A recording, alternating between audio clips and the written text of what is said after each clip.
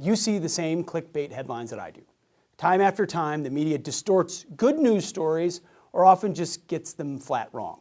In this video, we will be going over the Pentagon purge. That is how the media is melting down and describing the actions surrounding Pete Hegseth, the Secretary of Defense, Donald Trump, and Elon Musk. Thousands upon thousands of employees are about to be fired or have already been fired, and top military leaders have already been replaced. So, before we start the video, please like the video. It's the #1 way you can help this channel, and it also helps other people see the video as well. Let us begin. I was talking to a retired 4-star general tonight just to get their perspective on this. And, you know, when you say unprecedented, it's because this is a role that's supposed to be insulated from politics. This person called it tonight, sadly political and tragic for the nation. What does it mean now that if politics is playing a role in determining who is the Joint Chiefs Chairman now? All right, we have to address this. So Trump fired the chairman of the Joint Chiefs of Staff. And on CNN, they're acting like, wow, this is so political. I can't believe this happened. Ask anyone who's ever been in the military, to include myself, every single thing is political. Everything. Somebody has to know you. Somebody has to like you. If you want to go to a special school, you have to get permission, and you better hope whoever likes you to sign off on it. Everything is political. So it's just funny to see that CNN is acting like this has never happened ever. It's just that the president wants to have the most confidence in his principal military advisor. Obviously, he wants to pick somebody else. And there shouldn't be anything wrong with that, because under our Constitution, we have a civilian-led military, and the president is the commander-in-chief, and he should have the principal military advisor that he wants. I don't think there's anything wrong at all with General Brown. I think he has served this country honorably. I think he's a good man. And you might remember back in the first Trump term, he was promoted and nominated to be the head of the Air Force by Donald Trump.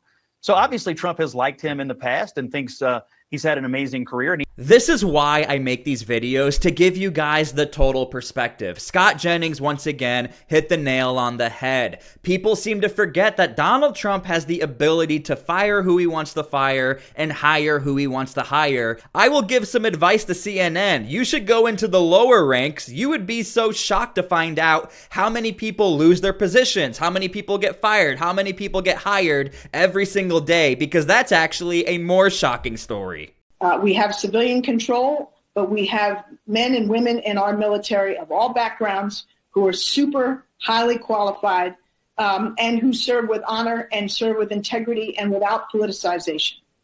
And now suddenly Donald Trump is bringing politics into the process of determining who should be our military leaders. That is dangerous. It's unprecedented, and it does not bode well for our integrity. I want to give you some very quick education. Politics seeps into the entire U.S. military because by nature, as an American, you are allowed to vote if you are in the U.S. military. However, here's where the gray area is. You cannot be political in uniform, and you cannot be political as far as using your rank. So you can't be a lieutenant colonel and say, I approve this message. So basically, again, politics naturally is talked about within the ranks, within your budget, and so that is how the military can turn a little political. However, to call out and say firing the top general, this is an entire political move, this is entirely within the rights of Donald Trump. Even if General Brown is the best general in the history of generals, Donald Trump can still get rid of him even if he wants, for no reason. Well, my reaction is that the Trump Pentagon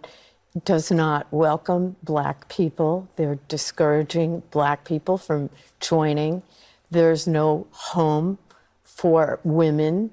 We know also the CNO of the Navy, the Chief Naval Operations Officer, who's a woman, was also fired tonight. You guys can leave your comments and opinions down below how you feel about her statements. What I will say is this. Objectively speaking, the U.S. military is pretty much the most diverse organization in the world, statistically speaking. Now, I'm not going to sit here and say there are people who have never faced discrimination or have never had a terrible experience because if they're a male or a female in the U.S. military. That has definitely happened. But objectively speaking, statistically speaking, you cannot say the U.S. military is not diverse. Just go look up the statistics. Do you want to understand why Harris lost the election? The public didn't want to wait anymore. Your point is well taken about the Constitution, but the American people are fed up. They're angry as hell. They want Washington to change. And the reason why Trump is more popular today than he was even during the election. Now, there is a key component to all of this, really Elon Musk and the DOGE team. So outside of firing these top generals, you also have the rapid pace and speed being implemented throughout the Pentagon and the DoD as far as looking into efficiency problems. In fact, Pete Hegseth talks about this, but I do think it's important to note, surrounding the overall story and situation, Elon Musk plays a very critical role as far as implementing the speed to get things done. And we're going to be incorporating into what we're doing at DOD, everything they're doing to find fraud, waste, and abuse in the largest discretionary budget in the federal government. They're going to have broad access. Obviously, with all the safeguards on classification, they know that. Many of them are vets. They care just like we do. With DOGE, we're focusing as much as we can on headquarters and fat and redundancies and top-line stuff that allows us to reinvest elsewhere. We welcome DOGE, and finding those efficiencies is how we save taxpayer dollars. All right, here's the pushback, just so you are aware why people might be upset about this. People are afraid that indirectly the DOGE team is going to get people fired who don't know the ins and outs of the DoD. As we know with the USAID stuff and other organizations, many federal employees are getting fired. We will actually talk about that later in this video because Elon Musk and his team discovered waste and fraud, so indirectly people within these organizations end up getting fired as well. So that is the pushback on Elon Musk going into the DoD and doing their own audit. Billions and billions of dollars to countries that hate us. And I signed an order creating the Department of Government Efficiency. You probably haven't heard of it. Which is now waging war on government waste, fraud, and abuse. And Elon is doing a great job. He's doing a great job. We love Elon, don't we? It's that guy, he's a character. With his son X. We love X. He's the only one can get away. His son's really named X. He's the only one can get away with naming his son X. If we ever did it, they'd say, you're crazy. But he's great. He's doing a great job, and he doesn't need this either. He doesn't need it, but he wants to see, he's a patriot. People said, well, what official position does he have? I said, patriot. Oh, they didn't know. They said, that was good. Now, we totally have to talk about this, and I'm sure you heard about it. It's 100% true. An email was sent to federal employees that they need to respond with 5 bullet points as to what they have achieved or accomplished for the week. Essentially, if you do not give these 5 bullet points and submit it to your direct supervisor, you will be fired and let go. Now, according to Elon Musk, this is not an issue. This is probably the easiest thing you could ever do as far as a federal employee.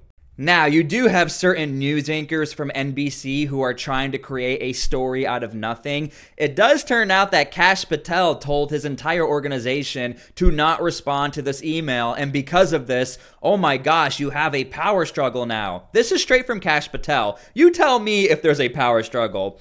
All FBI personnel may have received an email from OPM requesting information. The FBI, through the Office of the Director, is in charge of all of our review processes and will conduct reviews in accordance with FBI procedures. When and if further information is required, we will coordinate the response. For now, please pause any responses. Thank you, Kash Patel. Apparently, that right there is a big story, and that is supposed to be the divide between Elon Musk and Kash Patel and Donald Trump. I'm not seeing it.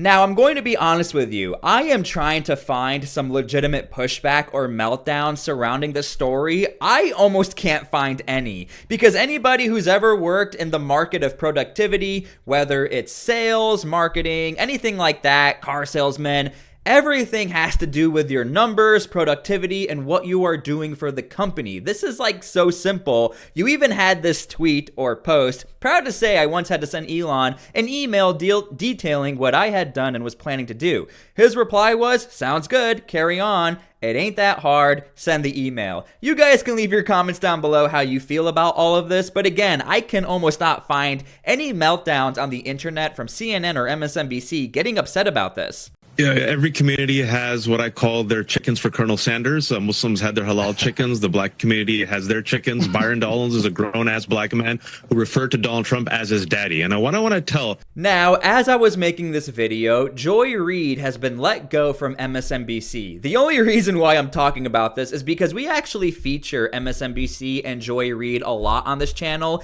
and you guys tend to get really upset with me whenever I say I want MSNBC to do better because they're supposed to be a legitimate news network. And look, they are taking my advice. Obviously, they watch my videos. They're getting rid of Joy Reid. All joking aside, I'm actually kind of shocked they made this move.